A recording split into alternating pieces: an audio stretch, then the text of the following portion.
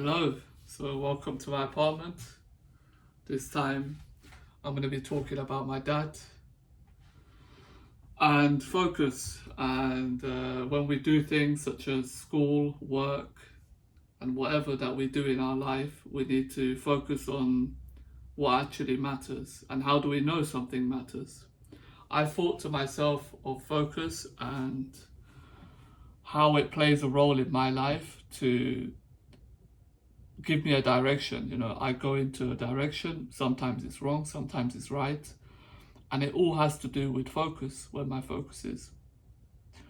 Now, with my dad's life, he is very following orders, and he likes to follow orders. He likes people to guide him, and he likes to be with people also, sort of codependence, if you will. The codependence in his life has made my life very feeling like I constantly owe him and I have to be with him. I have to spend time with him. I have to do things that satisfy him and validate him and make him feel comfortable constantly. I think avoidant personality disorder had this as well, where you always have to keep him in check. But that's how it's been. I had to orient my life and sort of get my own stuff done, and at the same time make my dad feel okay. And that pressure on my shoulders has been too much lately for like the last 2 years. Still going through it now, but it's a lot less than it was before because I used to be living with him. So my dad suffers from wanting to be with people and validated and given objectives, and he usually isn't able to pick things. He lost these abilities from being with my mum pretty much.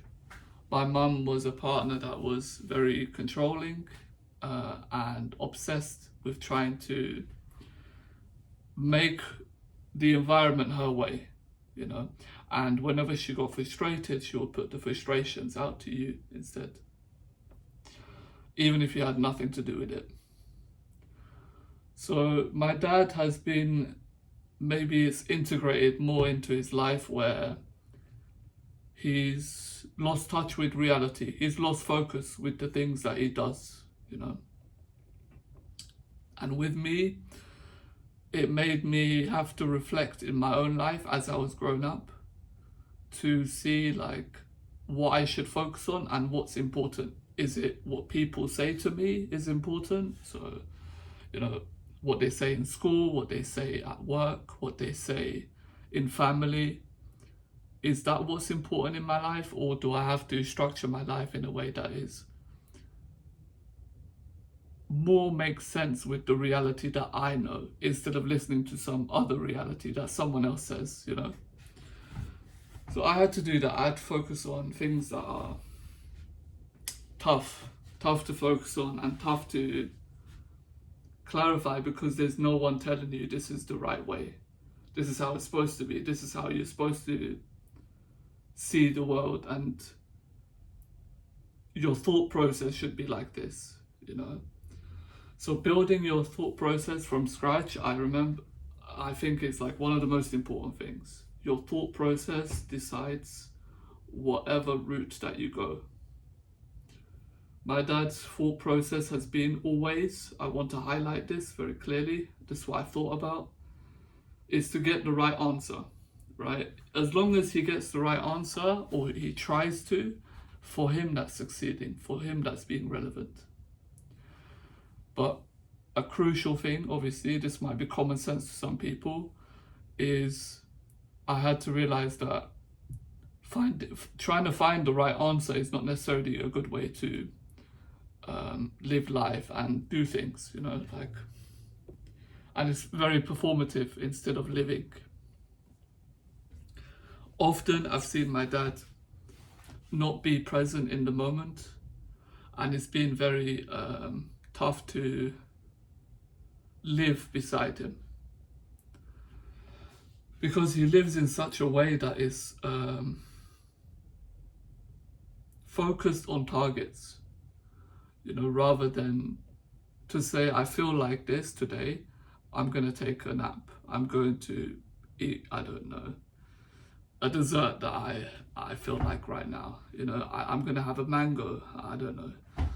Anything that makes him feel like he's present currently and that he's rejuvenating, you know what I mean? I haven't seen that from him. He doesn't really have any hobbies. He hasn't built any hobbies. He hasn't found his footing this last 2 years. So it's made me reflect on what I know about him and what I need to do in my own life. If I should have him around, what I should do in my life. And so the topic of focus really makes us, it gives us the ability to think in a way where it's attached with reality or not reality. Usually when it's not reality, it's very, very focused on the answer, the end result, what somebody wants to hear. And if you focus on that more than questioning the question itself and the things that are affected with it, then you're going to have a life that is very, almost like a game show. When you live a life like a game show, you're not living whatsoever. And funny I say that because he would watch game shows a lot.